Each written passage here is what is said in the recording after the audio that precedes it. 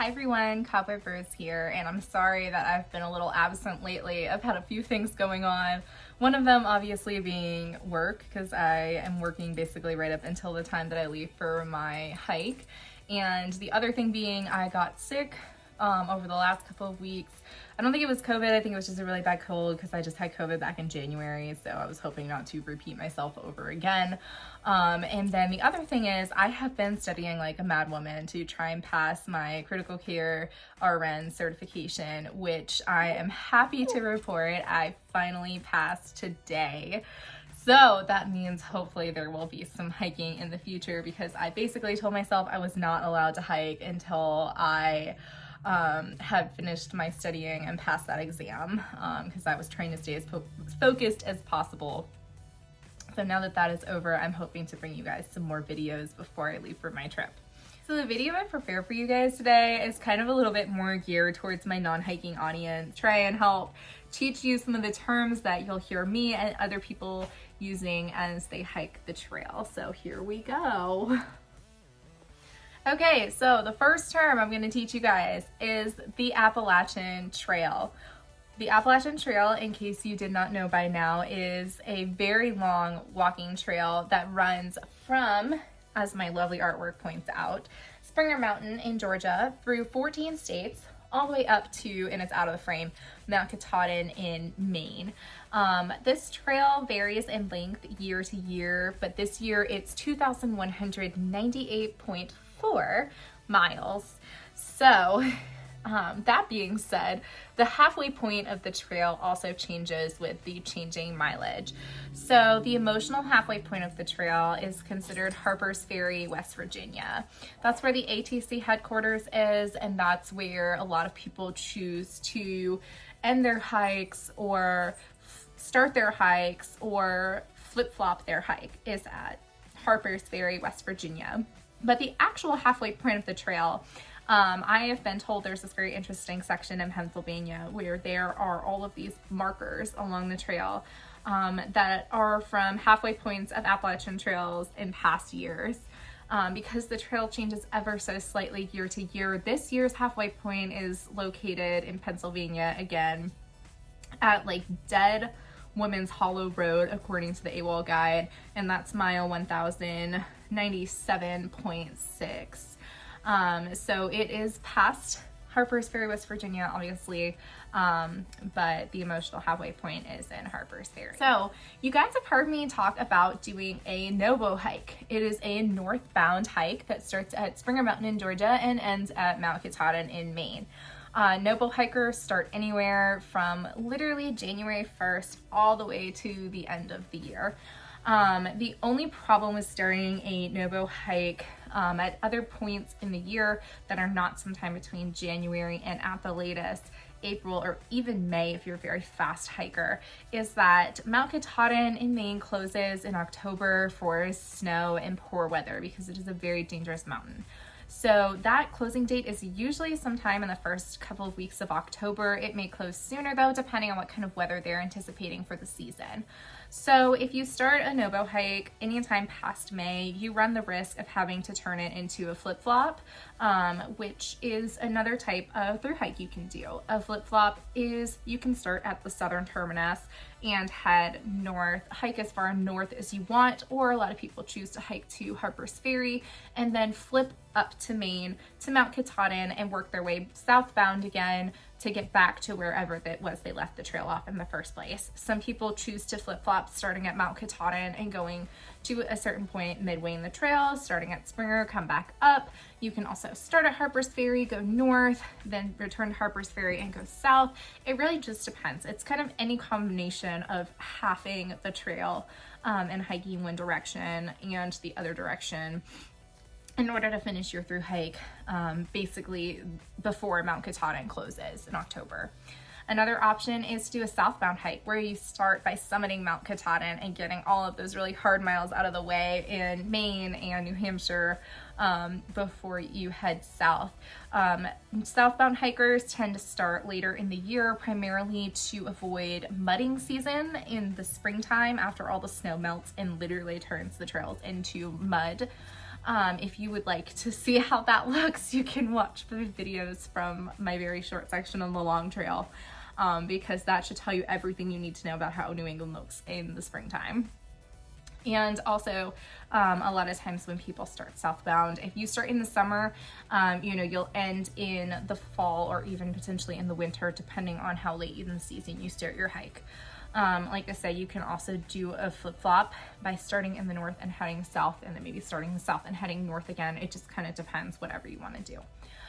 There's also a form of through hiking that's not really through hiking, but it's kind of considered that, and that's a LASH, which to the best of my knowledge is a long ass section hike. So literally people just take sections of the trail at a time. Some people do this over years, where they literally have, you know, a week off from work every year and they choose to go conquer a section of the Appalachian Trail. I met a couple that has done pretty much all of Georgia. They're working their way through North Carolina now, literally just taking the Appalachian Trail in sections.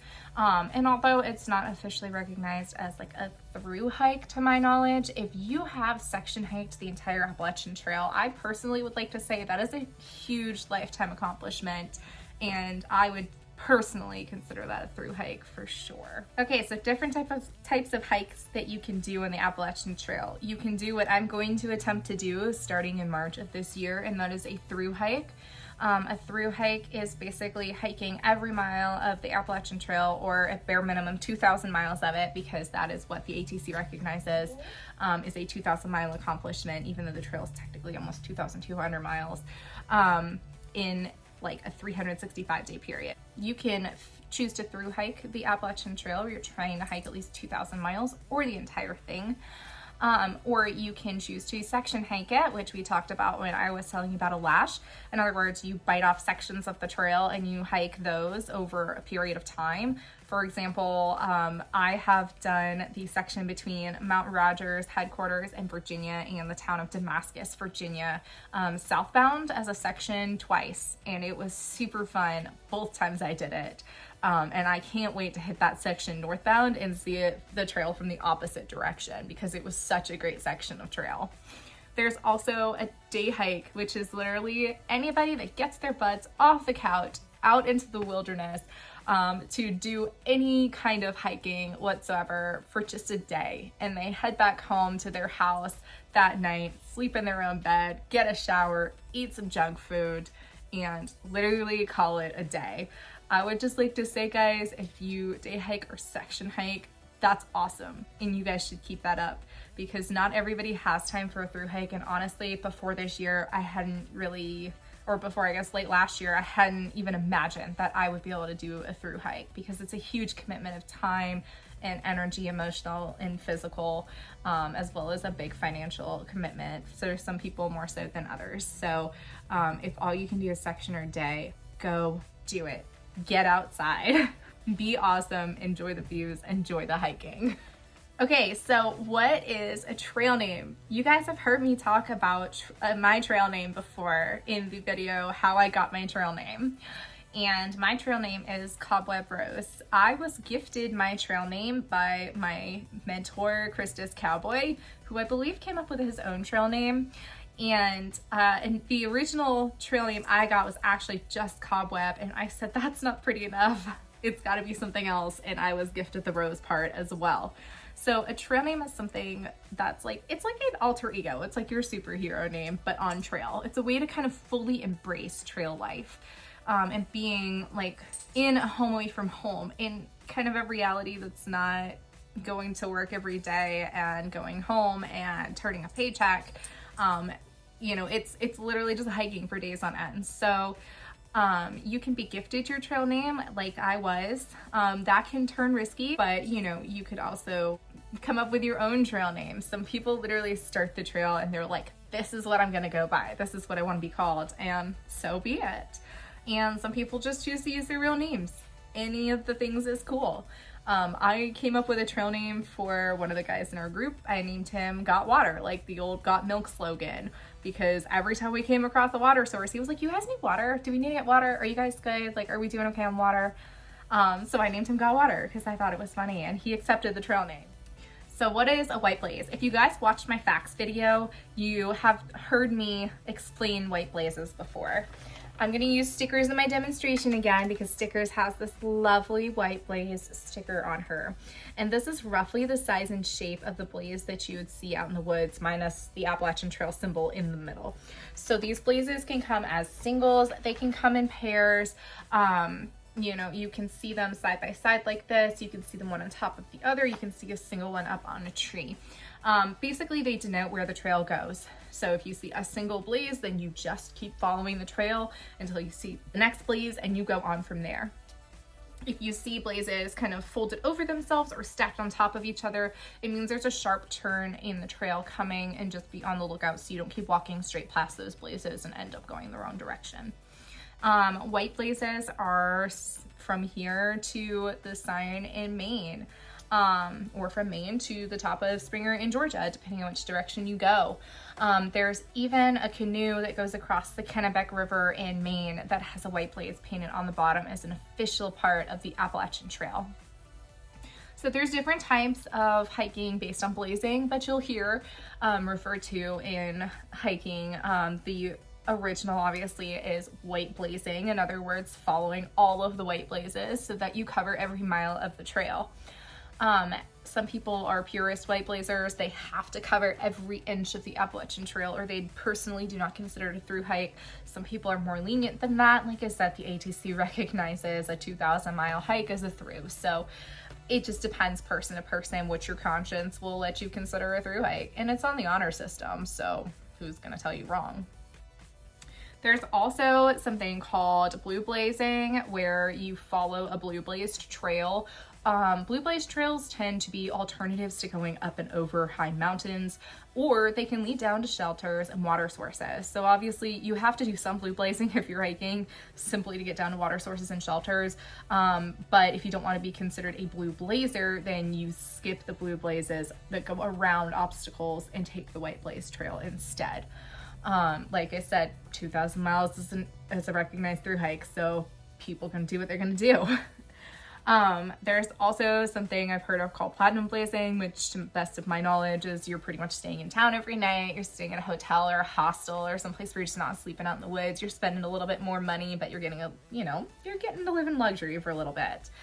There's also something that you've heard of called yellow blazing, and it literally refers to the lines on the road, the dashed yellow lines.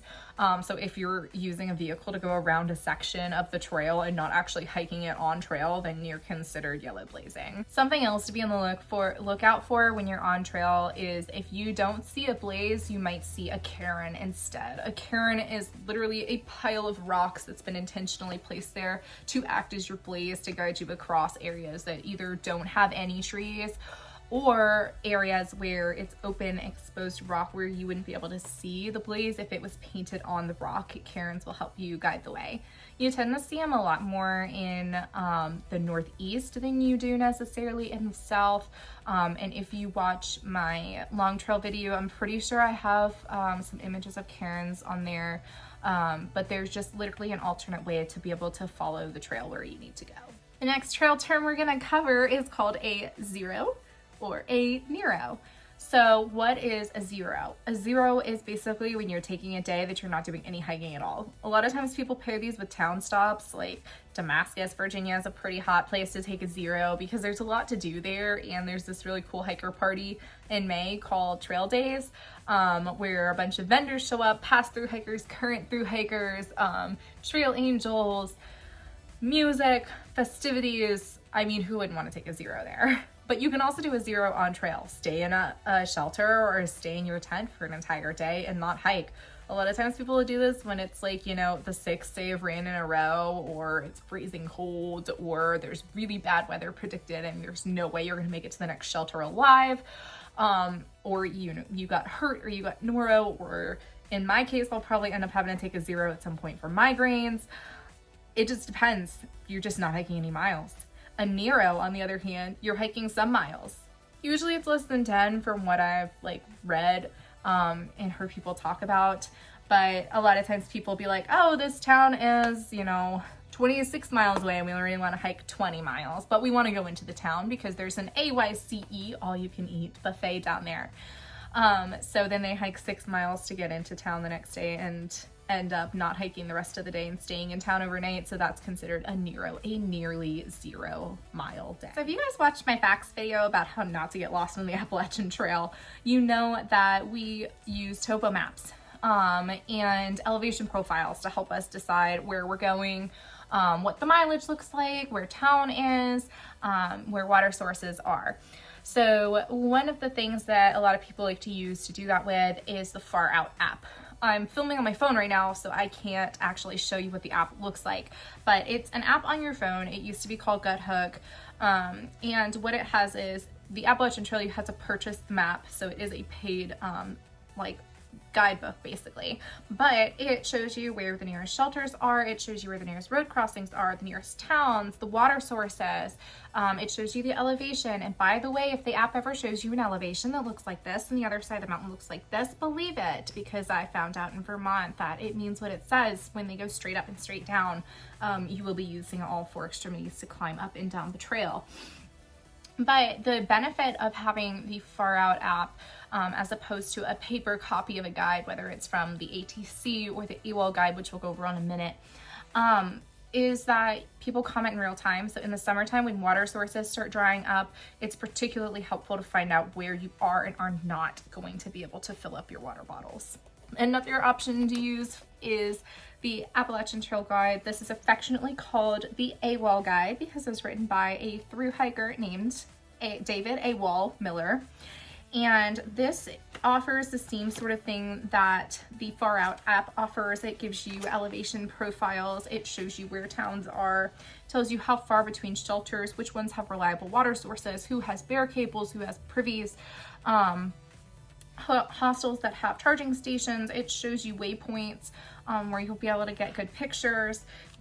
It also gives you maps of towns and the names of stores and outfitters and hostels and hotels where you can stay there. It usually will also list prices where it's able to, places you can get your mail drops, places that have laundry, the works. This thing is amazing. And as a shameless plug for the AWOL guide, they have the regular bound version. They also have an unbound version where all of the pages are separate for the people who like to go ultralight and send all of their pages home in between and not carry the full weight of the book to Maine or to Georgia or whichever part of the trail they're stopping at. They also have a digital edition of this, and obviously it doesn't weigh anything if you get the digital one. I personally am a little old school. I like the feeling of the paper in my hand. I like being able to write in things and highlight things and flip through pages to find out where I'm going. But I also have the Far Out app because I found that's a lot more helpful with finding water sources and stealth sites and actually like pinpointing your location where you are on the trail so you know how far you have to go for the day. So a lot of people have asked me, are you going to be hiking the trail alone? And the answer is yes, kind of. If you watch my facts video, you know that my mentor, Christus Cowboy, will be joining me for the first week that I'm in Georgia on trail. And after that, my goal is to hopefully fall in with a bunch of people who like me and I like them, and we kind of hike at the same pace, and they become my Tramily. So a Tramily is literally a trail family. It's a group of people that you either hike physically with during the daytime, meet up with at camp at night, or you just kind of are loosely spread out and you see each other every few days. You go into town and take zeros together, or you enjoy views together. A lot of people actually will meet up after they finish their thru hike with their Tramilies again because you form that close of a bond being out doing the same thing day after day. So something that a lot of people probably have heard of but may not understand what it is something called trail magic. Trail magic is anything unexpected that comes to you on trail, whether that is a free ride into town from perfect strangers, a day hiker who's like, hey, I have extra water and it's in the middle of a drought, do you want it? Or, you know, somebody like a section hiker that's like, hey, we're gonna have to trail early because somebody got hurt, do you want our extra food? Sometimes it's literally, I found bananas hanging on a tree in a parking area one time. Bananas. It was crazy. But it's anything unexpected that is either gifted to you through the trail or the trail itself gives you. So a lot of times trail magic is provided by people called trail angels, and these are people who may intentionally or unintentionally provide trail magic. A trail angel could be that person that offers you that free ride into town when it's pouring down rain outside and they know you're gonna get their car wet and muddy and their pack's gonna be stinky, and they pick you up off the side of the road anyway because they're a great human. Or trail angels could be someone like Fresh Grounds or Miss Janet, who literally raise money throughout the year so that when hiking season starts, they can be there at the trail to provide full meals, rides into town, slackpacking, all for free out of the goodness of their hearts, and donations that people give them. I got to experience some trail magic on a really, really hot day in the summertime when I was hiking through Tennessee on a section of the AT. This guy named Brother Tom came to a road crossing with his pickup truck and his dog, and he set out cold brownies and cold fruit and cold snacks and cold drinks and a trash bag where we could throw our trash away. And he set up folding chairs and water cooler and let us sit and eat and enjoy all of these like cold items on this super, super hot day. And he asked nothing in return except that we sign his trail register. And this guy has been doing this for years and years. So shout out to Brother Tom and to all of the trail angels out there who, past, present, and future, are providing trail magic for hikers. You guys are really, really appreciated. I want you to know that. So there's a couple of different ways that you can get around trail when you have to go into town to resupply, which we'll cover in a minute. One option is a shuttle, and that is literally, it's kind of the Uber for the trail. You can get an actual Uber, but they may not know exactly where the trailhead is to drop you off. There are a lot of professional shuttle drivers that you pay a small sum of money or a large sum, depending on where you're going and which section of the trail you're in, to literally take you from one point to another. Some shuttle drivers will offer something called Slackpacking, where you take just your water bottle and your camera or your belly pack or whatever your essentials for the day are, and you leave all of your heavy items with someone else who then drives them to a section up the trail, and that is X number of miles you get to hike without your 30-pound backpack on.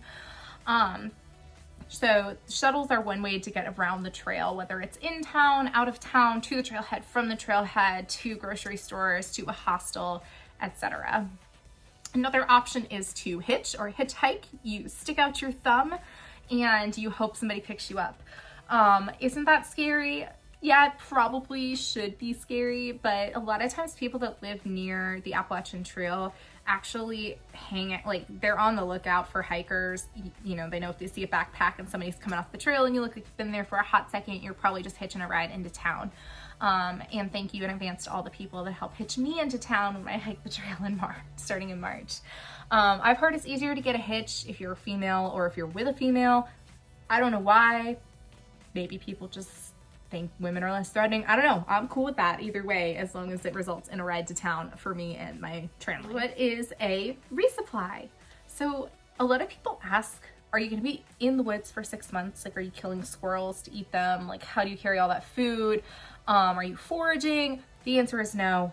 I am not that good with plant identification, and I am not going after any squirrels because that's weird and gross, and yeah, that's not my thing. So you roll into town every 3 to 7 days, and you either hitch or shuttle in from the trailhead, and you pick up a bunch of supplies. You go raid the local Walmart or Ingles or Food City or wherever it is that you get your local groceries, Dollar Tree, Dollar General, the gas station even, just along, and hostels will have them too, just as long as you can get food and sometimes some extra supplies like fuel canisters or whatever. That's a resupply. So aside from your tent, where can you stay on trail? You can stay in either a shelter, a hut, or Lean-To, depending on which part of the trail you're on. So shelters on the Appalachian Trail are usually 3-sided structures, either cinder block or wood.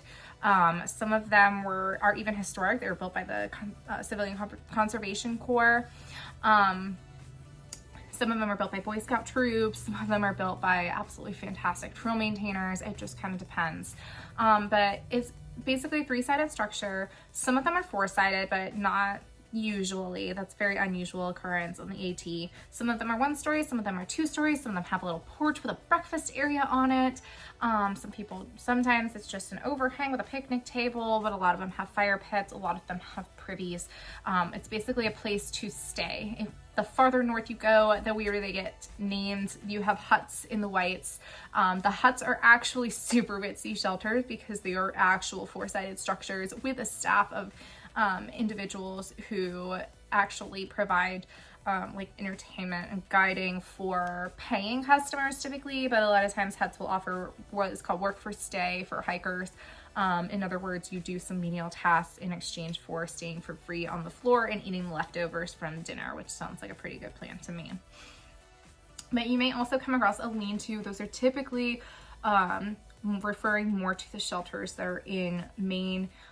That's simply just what they're called, an alternate name for them, if you will. Now, a lot of shelters, like I said earlier, come equipped with privies, and a privy is an outdoor bathroom. A lot of them are either open, mostly open, or you know, they have a little cover around it and a roof over your head. One of the privies they came across in Tennessee, I think, I don't know, it's over by the Overmountain shelter. It's either Tennessee or North Carolina. Had a bejeweled toilet seat, and it was literally aluminum that came up to the side here, in the sides and the back, and then your front was completely open to what was admittedly a beautiful view, but definitely if you didn't know somebody was up there, you could get surprised with a bit of a show. But a privy is literally like, you go into like an outhouse, and it's an outhouse toilet, and you have 2 different types of privies. You have a moldering privy and a composting privy. And if you'd like to know more about that, feel free to watch my long trail videos. The caretaker Kate from the section of the long trail I did explained it very, very nicely, which privies you may put your number 1 in and which ones you may only put your number 2 in. There's also something on the trail called a cat hole, and this is when you don't have a privy available and you still have to go do your number 2 business. You go and you dig a 6-inch hole in the ground, and you do your business in there. You put your toilet paper in there, which is acceptable in the Appalachian Trail, but not necessarily in other areas, so always double check. And you bury it down, and hopefully no one is any the wiser that your number 2 business is there. So you'll hear me talk a lot about water sources on trail, and a water source can be literally anywhere there's water on trail. It can be a puddle, it can be a stream, it can be the trail that turns into a stream when it rains a lot. You could have a piped spring, you could have a lake, you could have running water, standing water. Anywhere there's water, it's considered a water source. Now, whether all water sources are created equal is a matter for debate. That is why most Appalachian Trail hikers you will meet will carry a water filter or water purifier drops, or something to help clean and scrub the water before you put it in your body, because water can be a source of giardia as well as other nasty little hitchhikers you don't want in your GI tract, because it will definitely cut your hike short or make it significantly more miserable. So how do you keep bears from getting your food? This is a great question. One option is to use a bear canister, like my friend's stickers here. I have decided I will be starting the trail with stickers. Now, that being said, stickers is a little heavy because on her own, she is 2.6, 2.7 pounds, depending on which source you ask.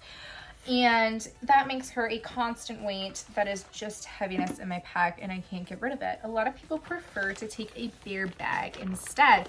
I got this one custom made from Hilltop Packs, so shout out. It's a Dyneema bag, and you can custom print them.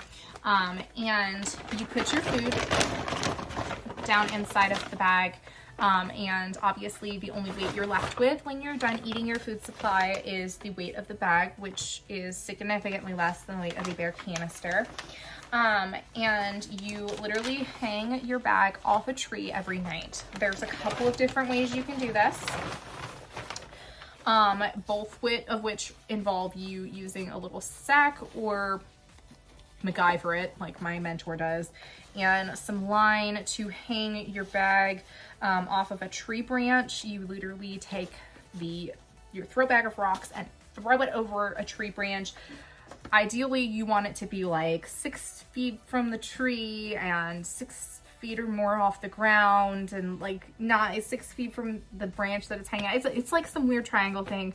I don't pay that much attention to it because literally I can throw my beer canister kind of anywhere I want in the woods as long as it's away from my campsite and other people's campsites.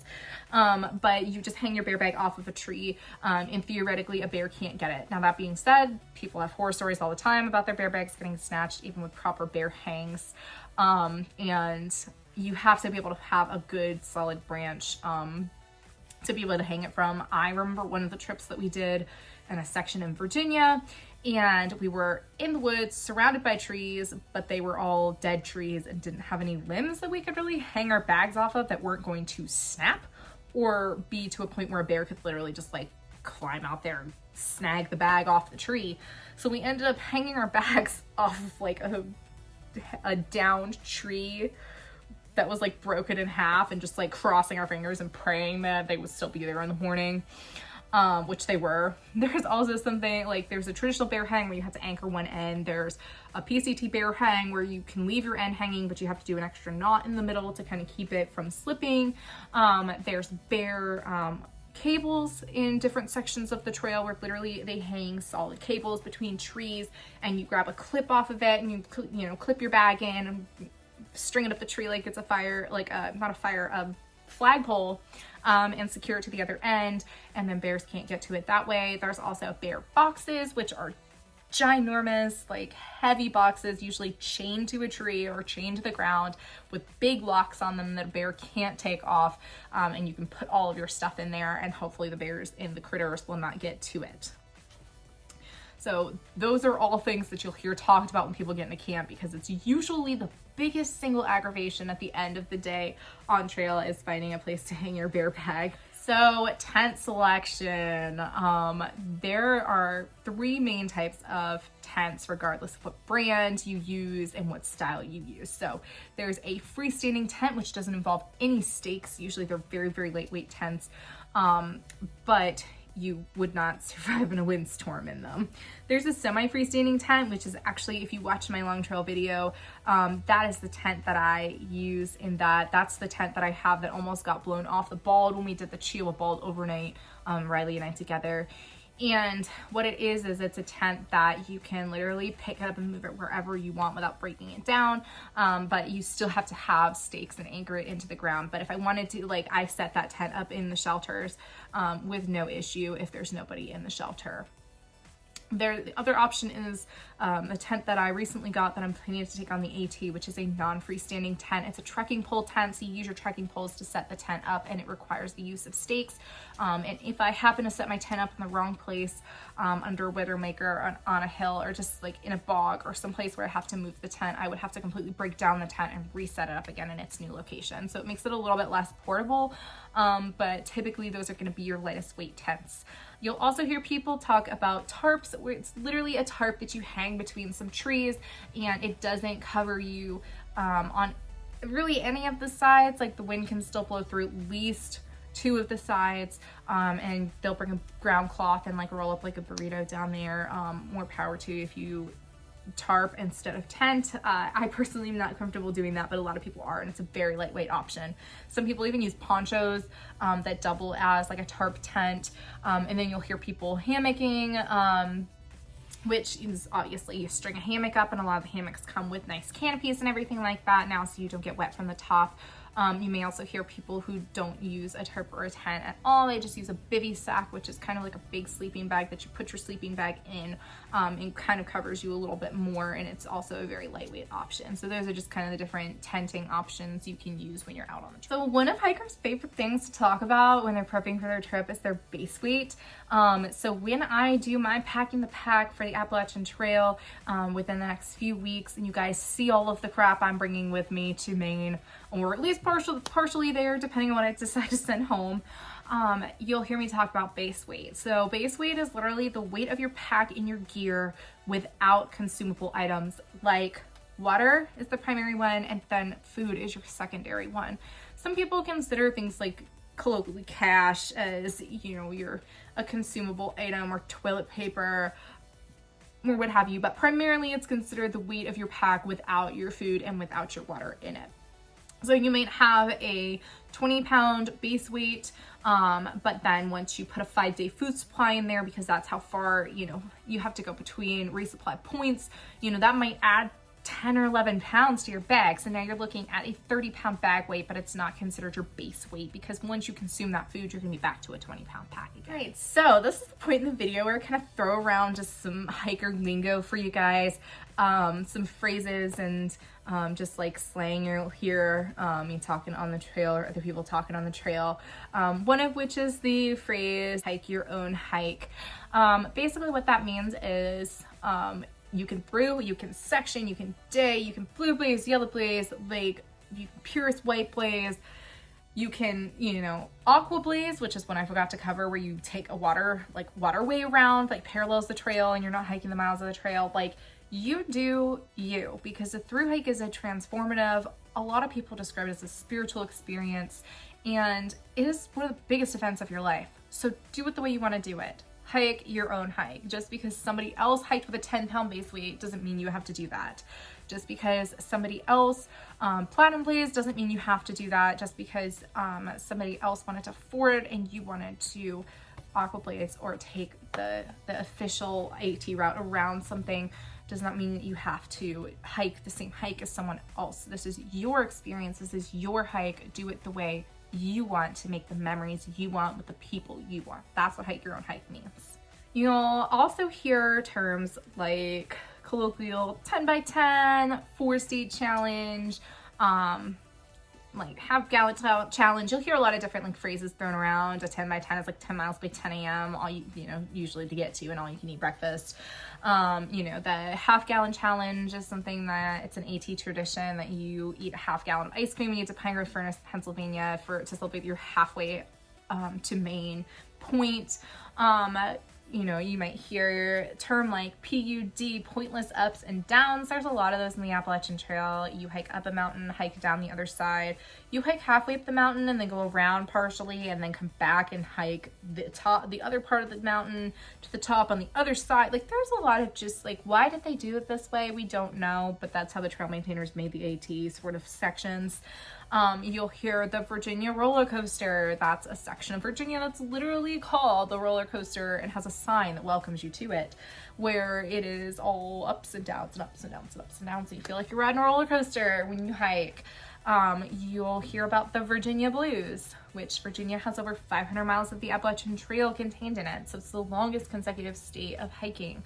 And a lot of people, you know, you're getting towards the halfway point, you're getting to the point where it's kind of a grind sometimes to hike. You're missing your family, you're missing your dog, you're frustrated because you've been in the same state forever and ever and ever, and you literally get the blues. A little bit of trail depression. A lot of people, if they're gonna drop, they might drop in Virginia because it's so long, you feel like you're not accomplishing anything.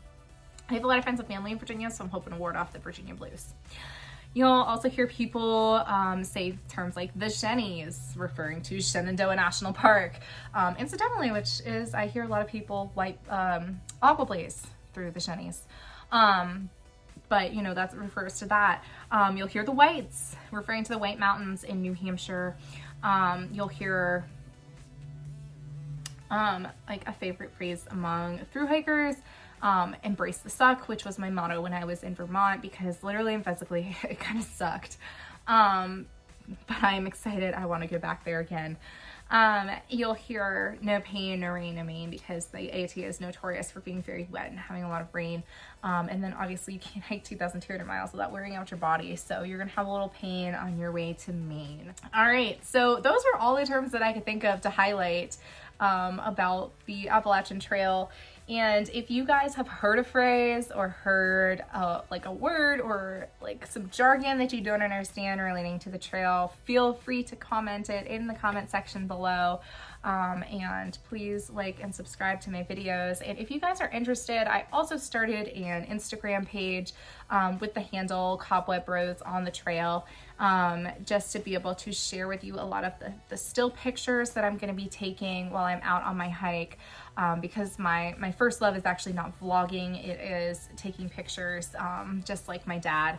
So if you guys want to see some of those, I'm in the middle of a series right now called Tales of Treks Gone By, with pictures from past hikes and little descriptions of where it was and what the date was, just leading up to my through hike. So if you guys are interested, feel free to head over there as well. And I will be back with more videos soon. Thank you guys for being patient.